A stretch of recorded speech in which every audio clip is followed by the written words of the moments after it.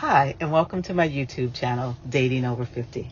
This is D Love, and I'm back with Max, and we're going to talk about what is sex like over 50. So, Max, tell me, what is your sex drive the same now as it was when you were younger? Oh, heck. I'm sorry. Heck no. And any brother that says it is outright lying. Oh, really? Okay. Yeah, I'm sorry. Man, come on. It was in a movie once. I think Richard Pryor, lady told him, hey, let's go have sex or something all night and just tear up, just rock each other's world.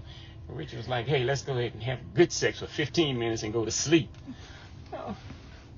That's kind of where I'm at. I mean, you're trying to break no records and staying up all night. No, those days are gone. It doesn't take that to fulfill me. I'm sorry. I'm trying to stand in it and all that. No. I'm sorry. Oh, I'm sorry. Didn't mean to be laughing, but I'm just saying. So, but I guess, are you saying that the desire is different, or are you saying the act itself? The act itself is different. Okay. You may want to think you can swing from chandeliers at age 60 or 64, but it ain't happening. I'm just no. You mean, But the reality is that I can't hang. Okay. Now, and to that point, is that a discussion, again, we had talked previously about having open and honest relationships. So do you think that is something that you and your partner should talk about?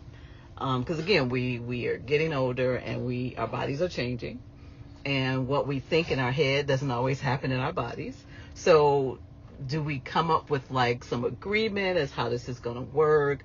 Or what should we do in this respect, in this area of the relationship? I'm sorry. I don't know if I follow you. Again. So meaning that, do we talk about the desire? Do we talk about the expectation of what definitely, yeah. sex life will look like? Definitely, yes. Do you like it? What do you like? What don't you like?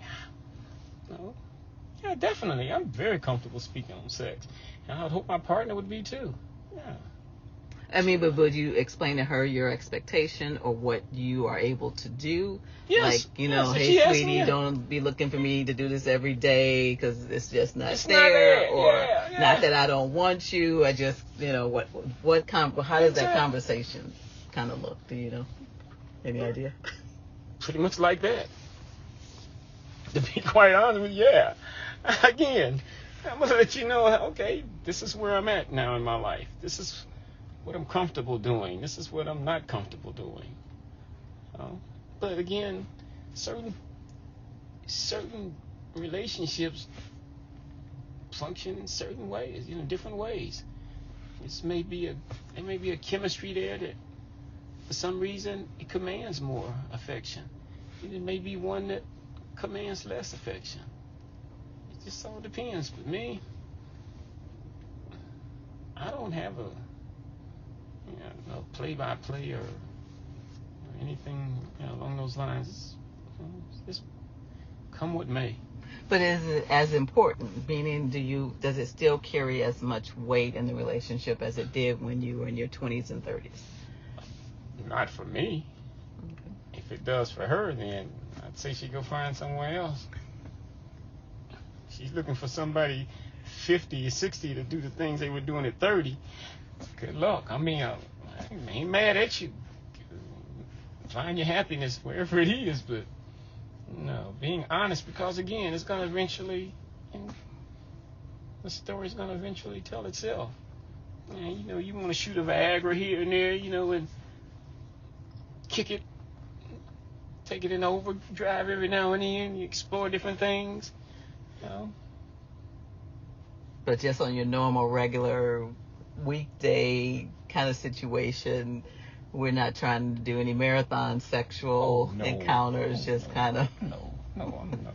Now, I've ran across a lot of women who have the problem with the men at this age not being able to sustain. I don't know if I can say this on the channel, so I'm not. But we know what I'm talking about, not being able to sustain. And so they're then having to do the prep work, get you ready with oral sex so that you can then hopefully be able to sustain having sex. Again, that's just making it too complicated. Too complicated? Yeah, I'm sorry. Just ask a woman, what do you like? Okay. And can I do it to you? Just keep it simple. Hey, I'm right. just saying. I mean, really. Well, I've heard too the egos are all in play. So, well, if that's in play, okay. And again, it can't. Not for me. So I can just tell you, hey Max, you know what? You're not bringing it like you used to. What do we need to do? You know, how do I have that covered? Or are you already aware and you're telling me, like, D-Love, this is all I can do, or this is what it's gonna look like for us, or? I think it would have to come at the moment that it, because you may be willing but unable. Is that okay? So I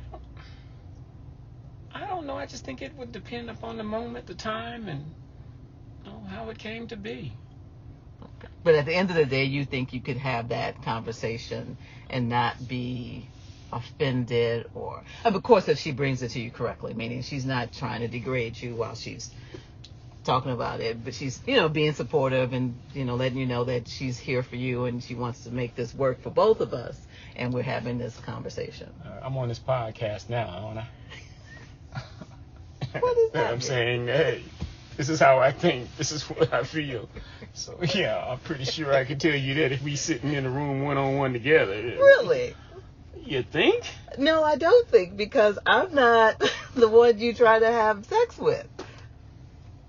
So we can sit here and have this conversation, but if you're with your partner, could you have an honest conversation with her about how you're feeling? I'm looking at it just the opposite. I can sit here and have an honest conversation with you and we're not having sex. I don't think it'd be an issue at all if I'm sitting here with somebody that we're going to have sex together, what it is you want to do and don't want to do. What do you like? Do you like this? I ain't into that. She might not want a breast touch. She might want not fondle this, not do that. Okay, tell me. Let me know, okay? Don't make me go in and then be like, oh, I don't like that. Or same thing with me. Oh, baby, that's a little uncomfortable there. Oh, I ain't into that. What have you? So, no. I can sit here and tell you that. Believe me, I can sit in a room one-on-one with some woman and tell her the same thing, or suggest, not tell, but express to her, hey, this is what I feel. This is how it is with me. Yeah, I'm not. No. And see, and I asked that question because I was on with another one of my guests, and they made the point of saying that they wouldn't have that conversation because for some reason we should know. And I'm going, there's no way I know what a new person, a new man in my life wants just because of the other men that I've been with. Ask him. We're not all the same. And so, and you don't know how to please me. And so then when do we have that conversation? And I'm like, we need to have that, as soon as possible, whether it's kind of part of it is up front, I would think, so that you at least have some baseline of what it is you like. And then I think after you have had a couple of sessions, and then you kind of sit and talk about it, like, okay, that didn't work for me, and that I'm not that girl who likes to do that or likes that done or whatever, and then you just kind of talk about it. Okay, back to what I'm saying. Why not ask her before, sweetheart? What do you like? What don't you like? What gets you off? What makes you happy? Mm-hmm. How is that a difficult question to ask a woman? I'm just saying. You said. Mm-hmm. I didn't understand either. I don't understand. Because they felt that maybe then she would be performing, and in one sense I understood what they were saying, but at the same time it's like we're all performing and trying to make sure that the person we're with is enjoying what it is we're doing. And so it's not that I'm just doing this because you said so. I'm doing it because I know that's what you want, and it's something I agree that I want to do. And that's what we should be trying to strive for. Yeah, well, sex is physical, and it's up in the brain, it's mental as well. So I think for me, it's a lot more easier going into something if you have an idea of what it is that the two of you are wanting to accomplish in the relationship, be it sex or what have you. I just don't see it as don't see it. I don't understand why it would be so challenging. But again, people are different. I'm not putting down any brother for feeling different than I do. It's it's his prerogative. But just speaking to me and asking me what it is I think and believe and how I feel. These are my response. Again, I'm not putting down any other brother out there for how he goes about what it is he does. So you would be open and honest, and you would try and get to an understanding of what works for both of you, and figure it out. Yeah. I agree 100% that it just shouldn't be that difficult. Not at my age, and it wasn't years and years. This isn't something I've just come into. I felt like this for some time. Years. I just say that. This isn't new to me. Well, there's a lot of women out there who are still faking orgasms because they're afraid to talk to their spouse and to tell them exactly what it is they want. So I'm just saying, speaking for the women, and we're having a problem having these conversations with our men, which I don't understand. Again, I'm not putting down anyone, men or women, to each their own, and everyone is an individual. Some things are more comfortable for one person and maybe for someone else. So I don't know. Again, that can go into a whole bunch of other stuff, psychology-wise, how you were raised, this, that, and the other, what the influences were on your life, and so. Exactly. All right, Max. Well, thank you so much for talking to me about how, sex is at this age, and what our expectations should be and how we should handle it. And pretty much it should be with open and honest communication, letting each other know what it is they like and don't like. And at the end of the day, we're just trying to please each other. Exactly. He agreed with me. So, again, if you have any questions, suggestions, or comments, leave them below. Please be sure to subscribe to my channel. Click the notification button so that you'll know the next time a new video pops. But most importantly, thank you so much for listening. And this is D Love wishing you peace and love.